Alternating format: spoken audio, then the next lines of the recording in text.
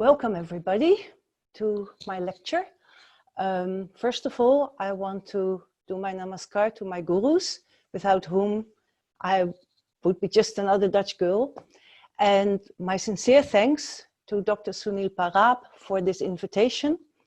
I've been following the lectures this past season on Mythology Classroom, and they were fantastic. A very good collection of very various subjects. And so I'm very honored that my lecture will be the concluding one for this season. And I hope for everybody it will be the icing on the cake.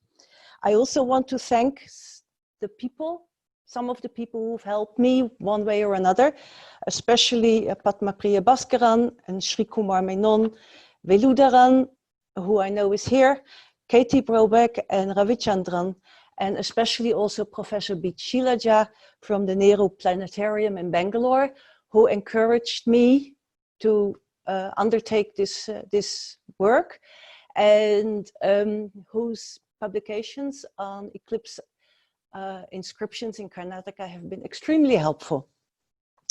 So let's begin. Oh dear. Right. Nagas, serpents with discs, refers to eclipse. This is from the oral tradition. I was taught this long ago by Raja Dikshitar, one of my teachers and very best friend. We will talk a bit more about him, but now first just go into this. So here we have, okay. It's a little bit working a little bit different from when I practiced. We have here two serpents. One is approaching what is obviously a lunar sickle. So the other one is approaching what can be understood to be the sun. And the lunar disk is flanked by two peacocks, and the solar disk is flanked by two parrots. And in the center, in between them, there is this lotus medallion. We will all come back to this. So first I want to tell you a little bit about we'll go into what is eclipse. Here are images of a solar and a lunar eclipse, but you will never see this together in the sky. That is how it works. Actually, eclipses, so on the left we have the solar eclipse, which happens when the moon covers the sun, because the moon is in between the sun and the planet and Earth, our planet, and that happens only with new moon. It doesn't happen every new moon, it happens once in a while, and it can be very precisely predicted. And a lunar eclipse happens when the Earth is in between the sun and the moon. So this is a lunar eclipse. No, this is a solar eclipse. So the sun is covered by the moon. And when we look at it from Earth, the sun is exactly covered. And then what we see around it is a halo of flames. And this happens only with a total solar eclipse, which are quite rare. And this is the lunar eclipse. So here the Earth is in between the moon and the sun.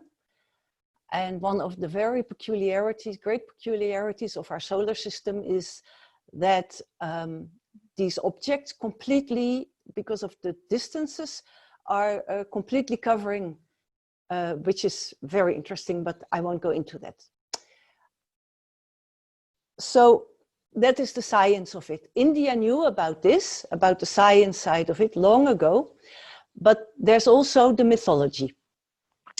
And the mythology talks about Rahu and Ketu. And Rahu and Ketu are part of the 9 planets, the Navagraha. But in actuality, they are not heavenly bodies. They are not physical bodies. They are the crossing points where the path of the sun and the moon crosses. And this happens every once so often. That is astronomy, can be calculated and predicted very precisely. And but to make it understandable, there is this whole mythology around them, and this mythology is told in the story of the Samudramantana, the churning of the milk ocean. So there was the conflict between the gods and the demons, and they had this idea, and the gods were losing all the time, so they had this idea that they should churn the milk ocean to get the amrita, the drink of immortality. And they convinced the demons to do it together, and they would all have a share. But the gods actually plotted against the demons, because they thought if the demons get also a sip of the immortality, they become invincible, and then the gods would be invincible, but the demons also, and it wouldn't resolve the situation. So they did the churning, and a lot of treasures came from the milk ocean, and then finally the pot with the amrita, the Purna Kumbha with the amrita, rose out of the milky ocean together with the god of healing. And so everybody prepared and lined up to have their sip, but the gods had plotted something, so Vishnu transformed himself into Mohini, his seductive form, and he confused the demons and only gave the amrita, the drink of immortality, to the devas. But then the demons got onto them, so one of them thought, okay, he did a trick, and he disguised himself as a deva and sat in the row with the gods and waited for the spoon with a little bit amrita. And as it entered his throat, he was discovered by the sun and moon and betrayed. And then Vishnu, in his shape of Mahavishnu, took his disc and cut off the neck of the demon. And he became the dragon's head and the dragon's tail, Rahu, who is only a head with hands, and Ketu, who is the dragon's tail. So that is how the oh, and my cursor is doing a bit funny. Okay, so that is how it is explained mythologically. The time of eclipse is considered a very dangerous time in the Indian tradition. So, for instance, people won't look at eclipses, temples will close, people won't eat during eclipses. It is also in a way seen, oh, I missed a bit. So Rahu and Ketu went after the sun and moon because they had been betrayed by them, and they swallow the dragon's head. Rahu swallows the sun and the moon every so often, and that is the eclipse. So it is explained as a dangerous time, but from the tradition I know it's also seen as a potentially very powerful time. For instance, my Dikshitar used to sit up to his neck in the temple tank in Chidambaram, in the Nataraja temple, and do jabam during the time of the eclipses. Not only him, also other Dikshitars and other people who were initiated and had that knowledge would perform this kind of special jabams during these times, because not only were they dangerous, but they were also potentially powerful. Now, this kind of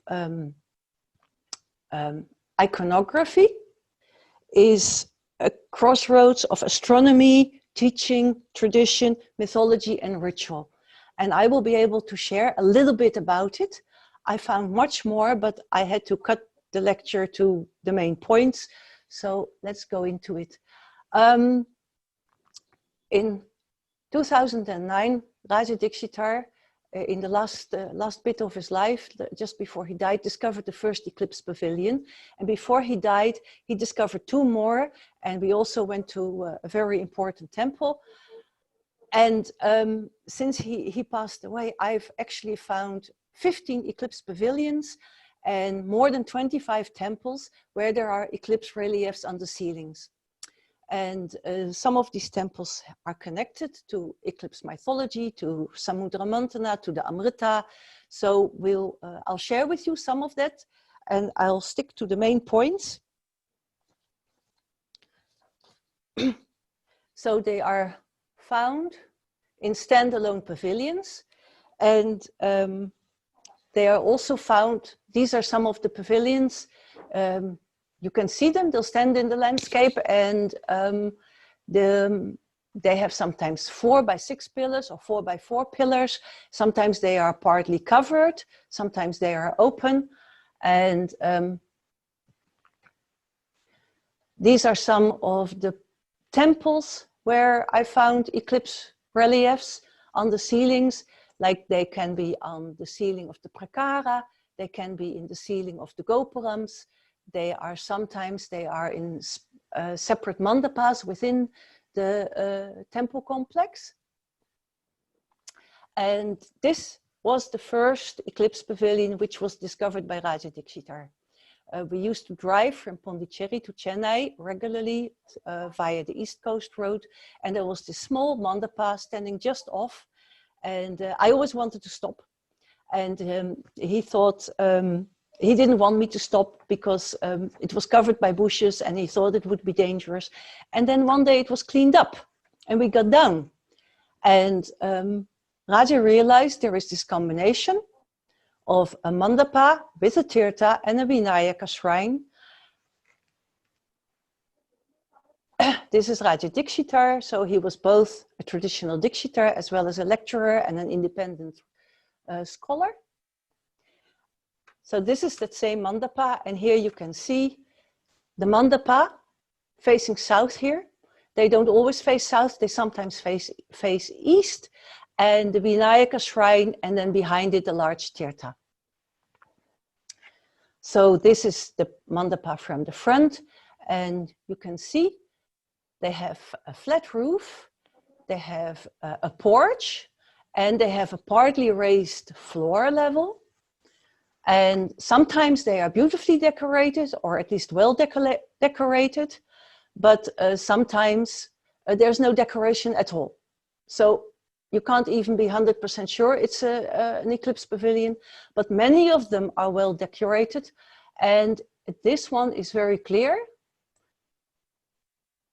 the connection to the eclipses, because these heads on the podigais, on the capitals, are all Rahu heads.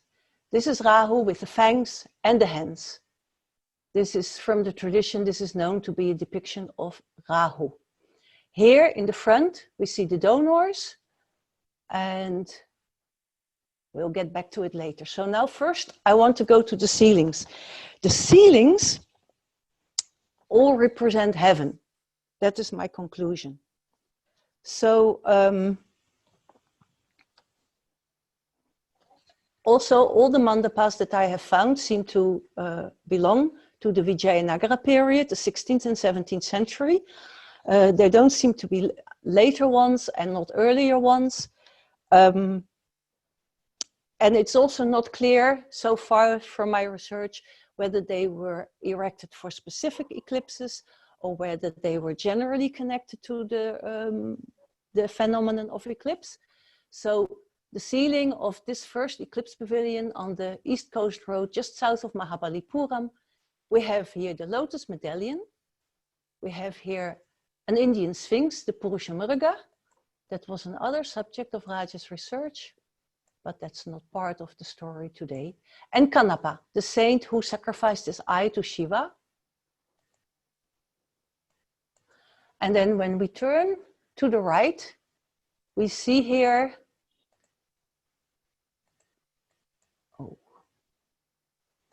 we see here a striped animal, a feline.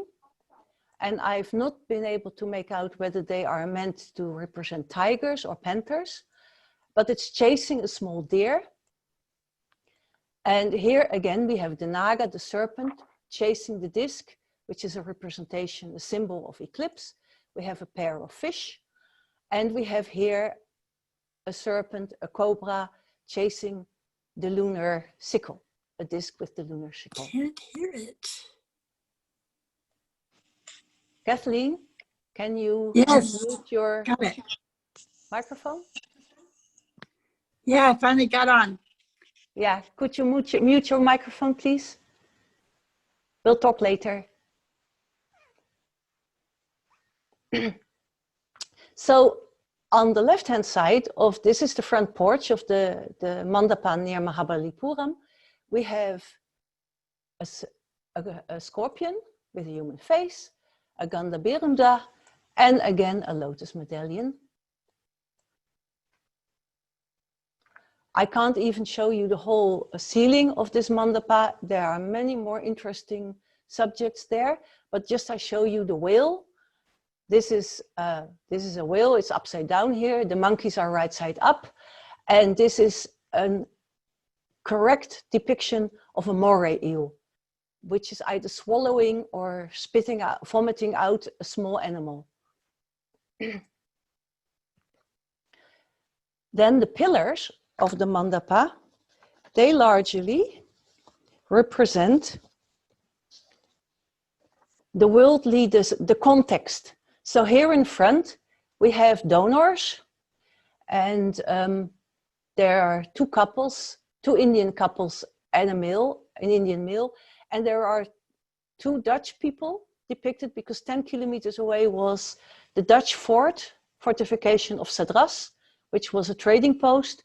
And I have published about this elsewhere, so I won't go into it, but I think this is a 17th century Dutch person.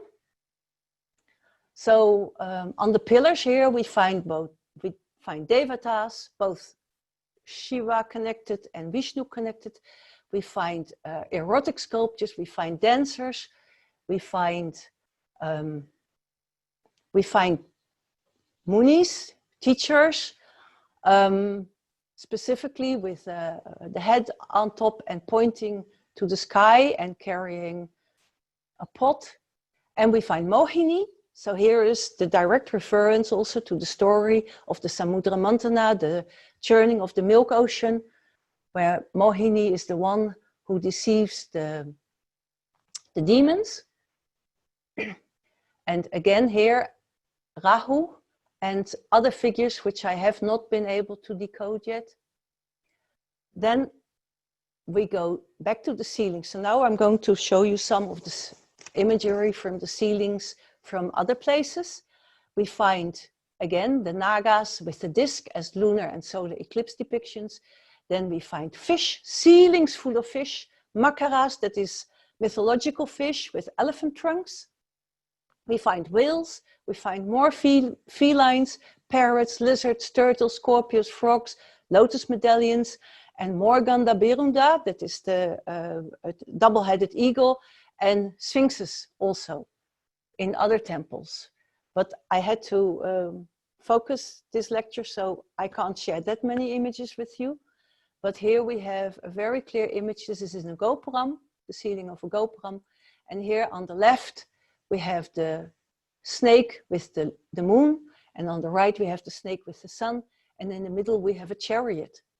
And this also is an aspect that is not yet clear to me.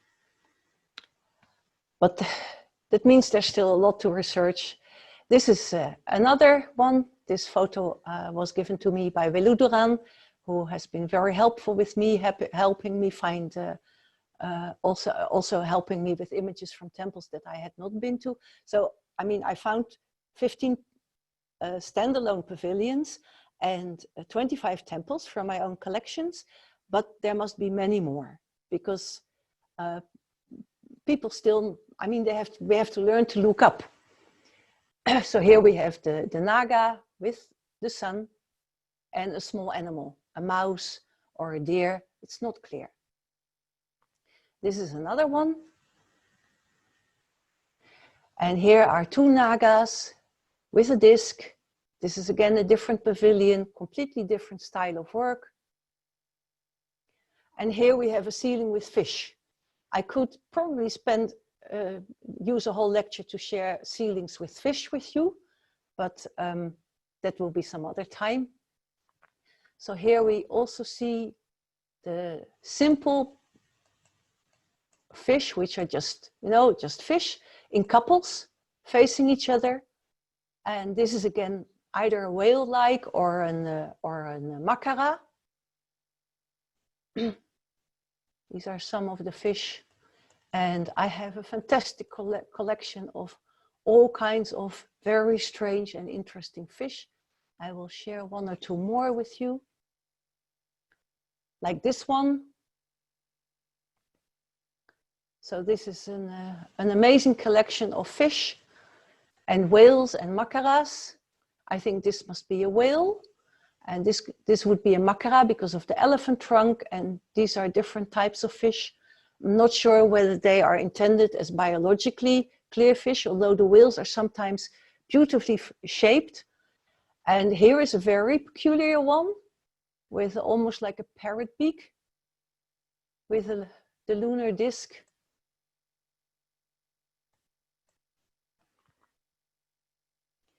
And here we see another of these felines and a makara with a huge trunk.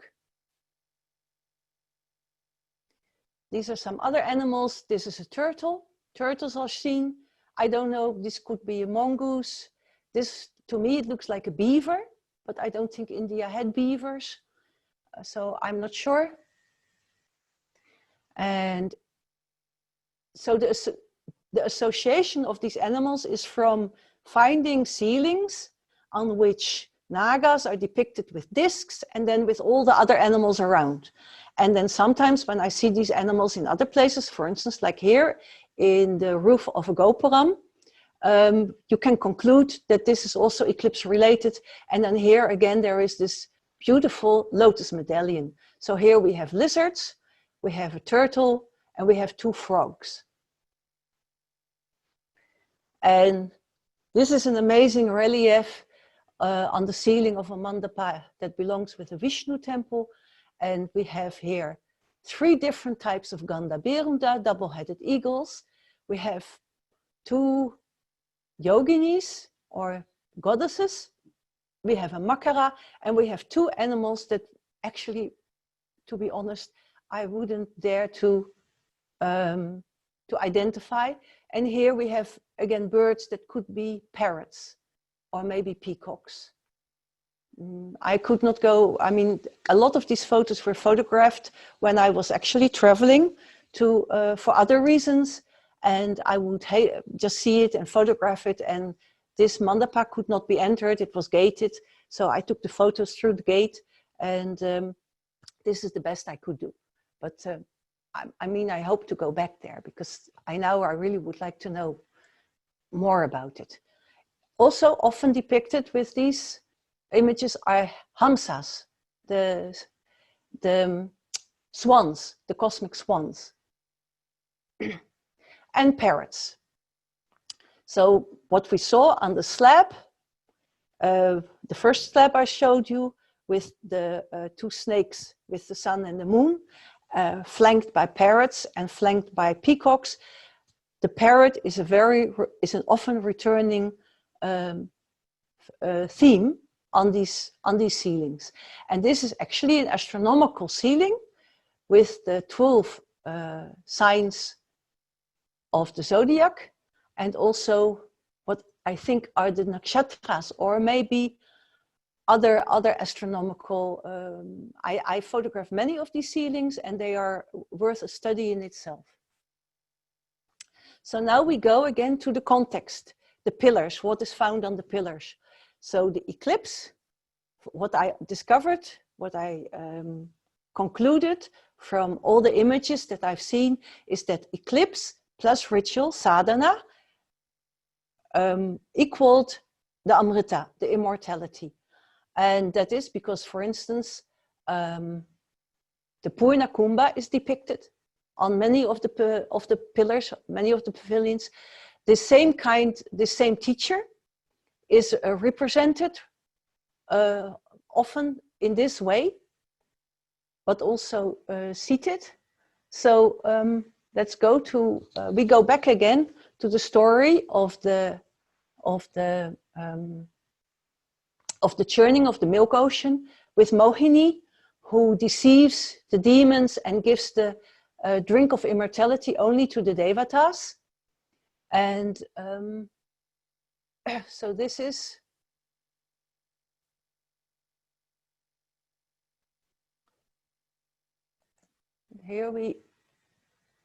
and this is again a depiction about the moment that Mohini gives the Amrita to the demon whose head is cut off by Vishnu with his disc, chuck, and he becomes the dragon's head and the dragon's tail, Rahu and Ketu. So here is Mohini. Mohini is often found on the reliefs of the pillars, and she is depicted with the parrot on her shoulder, and sometimes also with the pot. And I don't know, this could be a pot, I'm not sure, but I have other images that are clearer, but like I told you, I had to make choices and come to the point. And now we get back to the drink of immortality, the Amrita. This is a Google image of the Sangameshwara temple in Bhavani. And Sangameshwara means the Lord of the joining of the rivers. And actually, two physical rivers join here are the confluence, it's the confluence of the Kaveri River, the great sacred river of South India, and the Bhavani. And this is also actually a Triveni. It's a place where three rivers join together, but the third river is actually the Amudam. It's the river, the heavenly river of the Amrita, which is actually the Milky Way.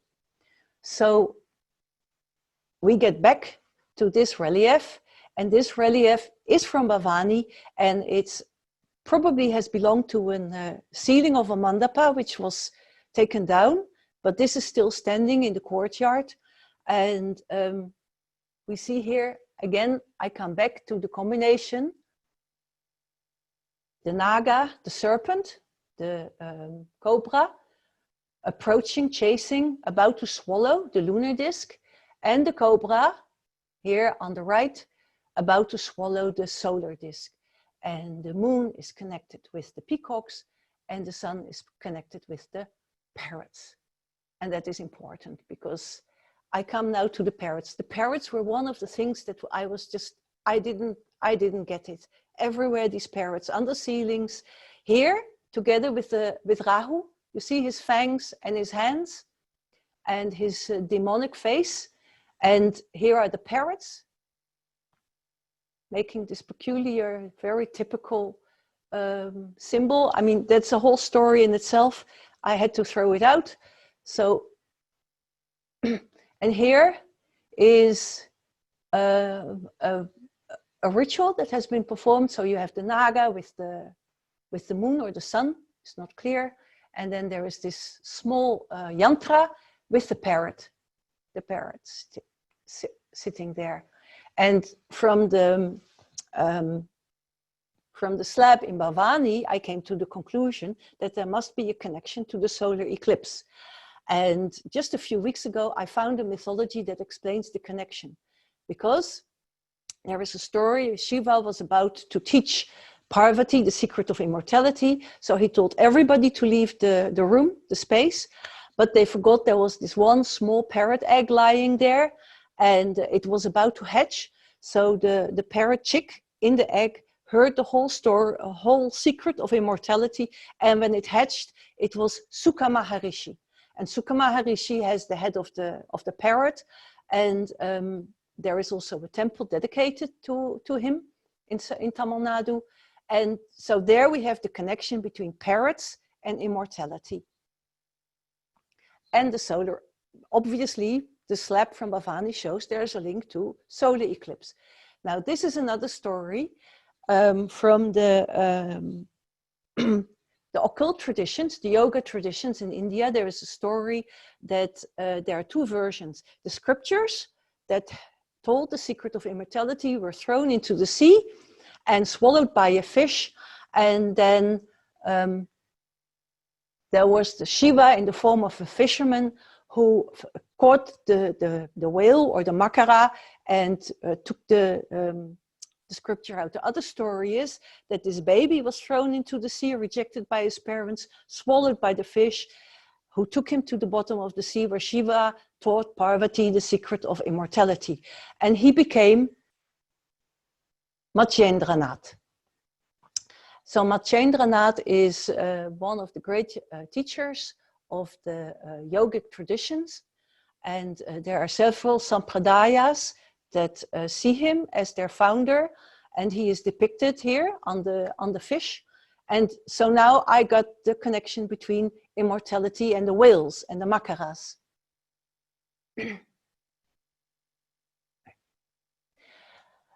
So again, I come back here. This is again from Bhavani, and we see here the teachers. The teacher who uses the Suji Mudra to point to the heavens, and these other two teachers. And actually, the topmost yogi is female, which is quite unusual. Of course, not forbidden or anything like that, but it's not that much known. And this is another one. So the typical thing is the hairdo, the hair which is beautifully tied on top of the head.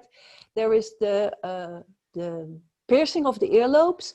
So I've checked in with all the different sampradayas, yoga sampradayas, and I thought it could be Nath yogis because of Matsyendranath.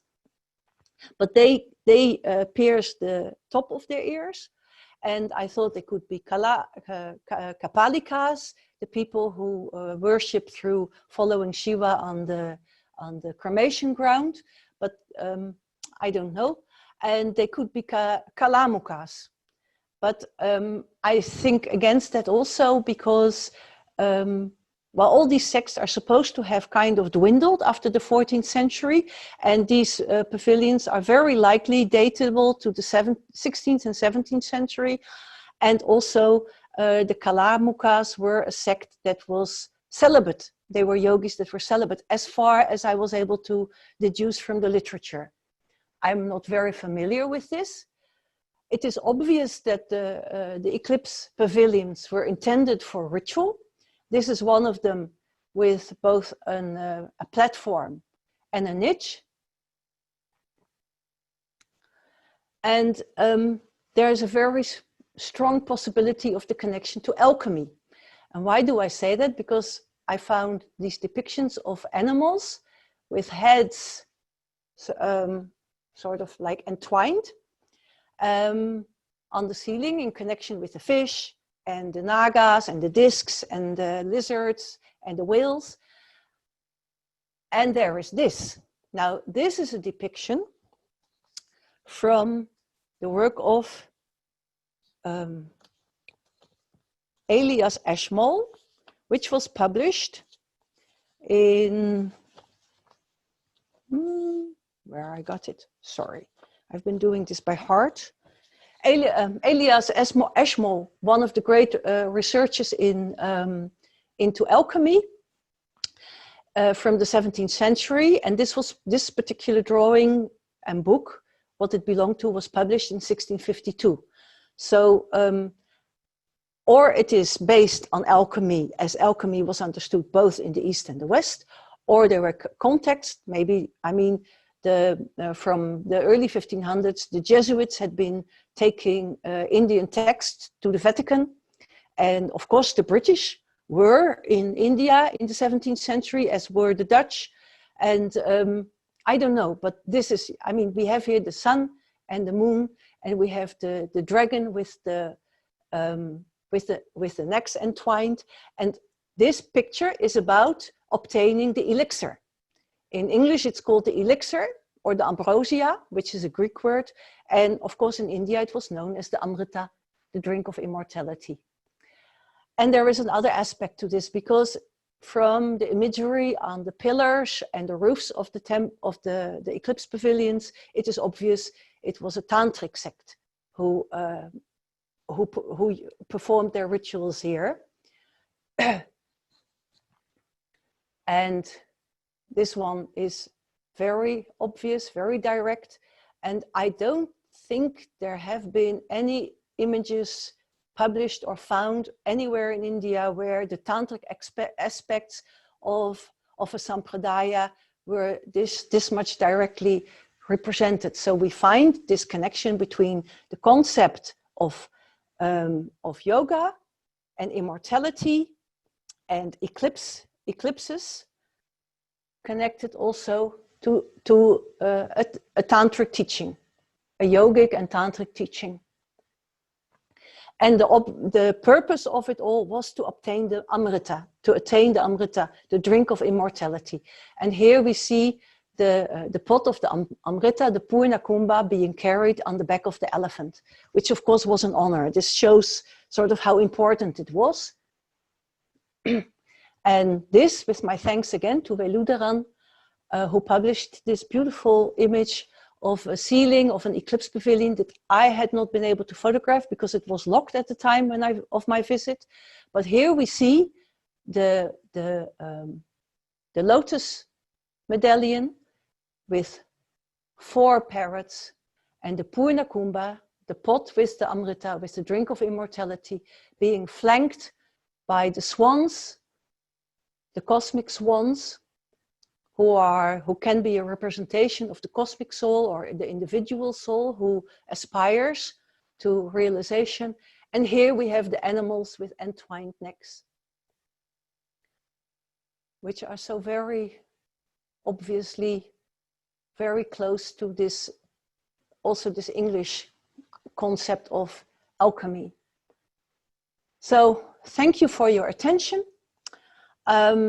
If anybody has any questions after our session, I can be reached in this email address. And I have published some aspects from my research already on my website.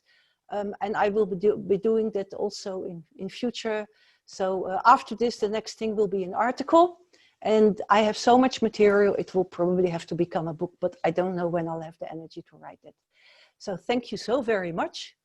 And yeah. Thank you very much, ma'am. Fire away. If you have questions, please fire away. Thank you very much, ma'am. Indeed, this session is like icing on the cake, as you already mentioned. Thank you so much. I was so nervous in advance. It's been so long ago since I lectured. This was such a great joy, ma'am. Ma'am, but if you know, there were so many symbols and so many interpretations. Yeah.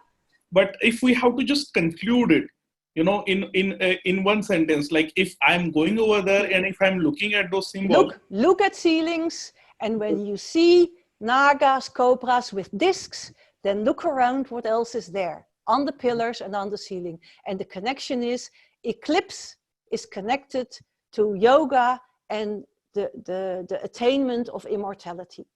That's the short connection. And my guess is that maybe they performed these kind of rituals or jabams or during the time of eclipse in these pavilions. It is possible that these pavilions were erected for specific eclipse events. The one in Mahabalipuram, my hypothesis is it may have been erected for the total eclipse of 30 March 1680. That would also fit with the clothes of the Dutch people that are depicted. So, yeah. Elizabeth, ma'am, I would like to thank you on behalf of all the participants. Thank you. We are very thankful for your session, for you connected with us. I'm so happy to connect to all you. Thank you all. And I would also like to thank all the participants who are connecting with us for this session from different countries, and especially many people connecting with us from Madras. So thank you very much, all the participants. So and we have so many participants for so late an hour. Yeah, exactly. Really, I'm honored. Yes. Thank you all. Thank you very much. Thank you very much, Dr. Sunil. Conclude the session. Thank you. Yeah. Thank you. Thank you.